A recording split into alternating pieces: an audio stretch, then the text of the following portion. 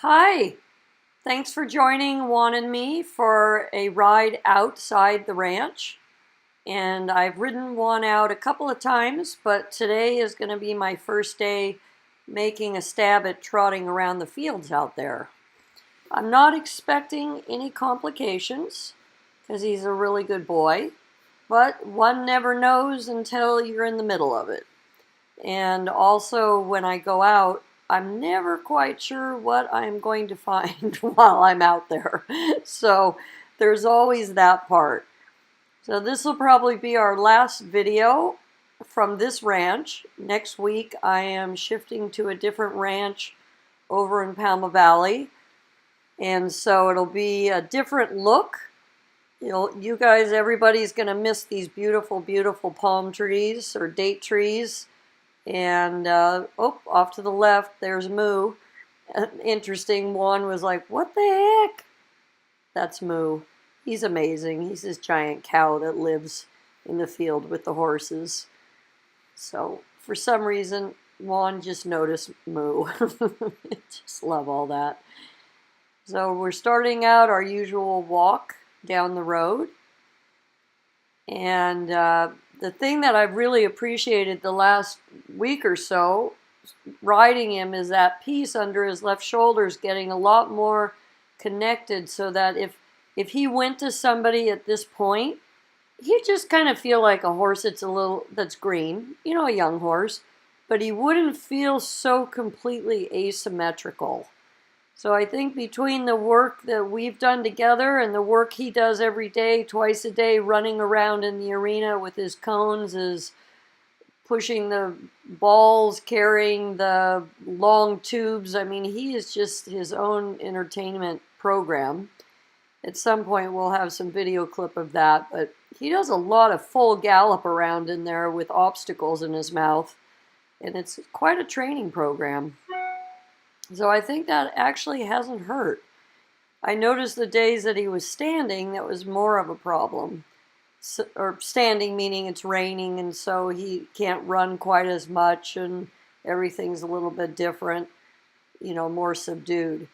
So here we are, headed out. We've gone out the gate, and he decided he wanted a bite of grass. It'll be nice where he's going next. He will have grass, so I'm happy for him for that. That's a good thing. I love being able to have grass for the horses. Here we go. We're off and trotting. Now, I'm not planning to go at a fast trot. I just want to let him go at a trot that he's comfortable managing himself, that he can sort of be on my aids in a loose sense. I'm not riding with a tight rein. I'm just riding with some contact. I tend to want some contact. I think of the contact as part of the circle of the aids. So if I'm doing my due diligence, I'm riding with a very positive forward arm, a supple hand.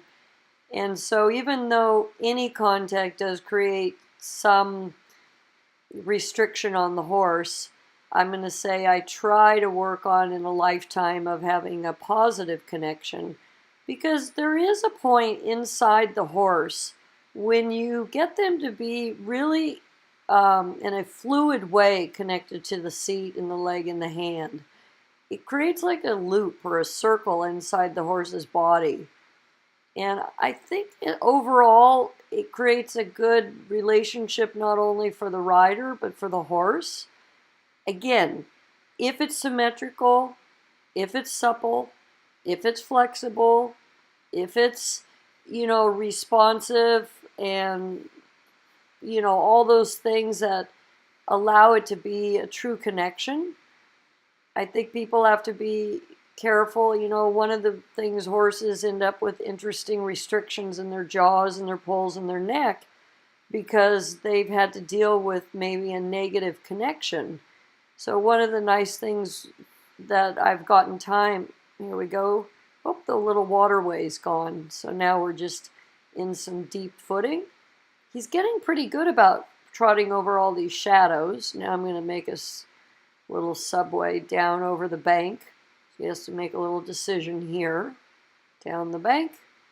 Oh, And he's getting better, though. You know, it takes a lot of experience for horses out, even though he grew up in an amazing field at the breeders, at Dee's place, and he has a lot of practical life experience as a horse.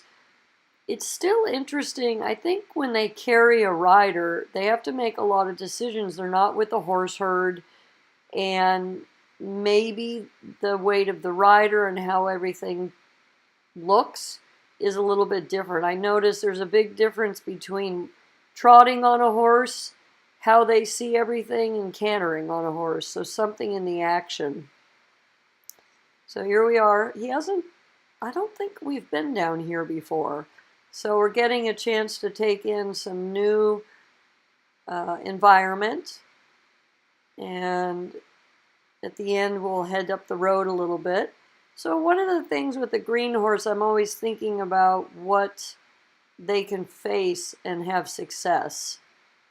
So in this case, he's in a new place, because again, I don't think we've trotted or walked around here. I think I went straight instead of turning right. And so right now he's taking it. He's being amazing. I mean, his rhythm is steady. His basic connection to me is steady. I mean, he's just getting an A+.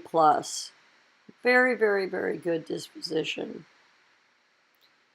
And so one of the things I was talking about earlier, the connection in his own body, that now he's more like a normal young horse instead of that first ride I had on him. What was that, 2 months ago? I'm not sure it was 2 months, but almost 2 months. He was really, it was like riding two completely different horses. And so this has been the primary job that I've had this time. Carol's afforded me a generous amount of time. And I feel like if he went to somebody now to continue with his career, he would just feel like a normal kind of young horse, kind young horse, but it wouldn't be that he's so glaringly different with his body left or right. So I'm hoping that adding in like this kind of trotting out, and I know where I'm moving, in principle there's hills. I just have to find out how to get to the hills. And I think that all of these things will be great for strengthening his body, especially if I pay attention to his body mechanics all the time. Oh, they did a little painting on the street. Let's see what happens there. Put in a little paint. And then there's a smell on this corner up here, like, I don't know if it's something died. It's terrible. Or there's some sewage, or I don't know what's going on there. They've been working on this corner, but it is a smell like something is dead. Okay, so far so good. Now he's getting a little bit excited, headed back. I don't know if it's because we're headed back or he just wakes up.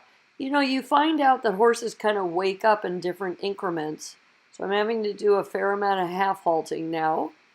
And this is where, for me, I like to have a horse understand the aids so that I can have a talk at this point when he's kind of excited and I'm having to steady him and remind him that he's not, you know, like on his own, that he's carrying me. And so I really like it if they understand enough that I can sort of be unobtrusive in the way that we can have a conversation. I can be clear, but I don't have to, you know, make a big deal about it. Boy, you could see how much the fields have grown. It's kind of fun. I love living in an area where they grow things because you're always surrounded by the new growth. And a couple of videos ago, bugs, I did a video going the other way with bugs, and they were just seeding, you know, they were watering and just putting all of this in. So it's pretty cool to see it now at a place where it's getting green. I don't know what kind of plants they're growing or they're going to, you know, harvest, but it's always changing. I'm sure it's a real art form, all of this, what they put in, what they put in the soil. I mean, it's wonderful to kind of be a part of all this life out here in the desert. Yep, now we're turning, and then we're going to find the road off to the right. Now he's been down that road, so far so good. It's interesting for me to ride such a varied size of horse. He's like a miniature horse for me. I mean, it's so funny because I have like Squidward, who's 17.2 and huge strides, so it's always interesting going from one horse to the other. But the point is for me to always ride with awareness, being centered, and, you know, taking all that in. So now we're headed down.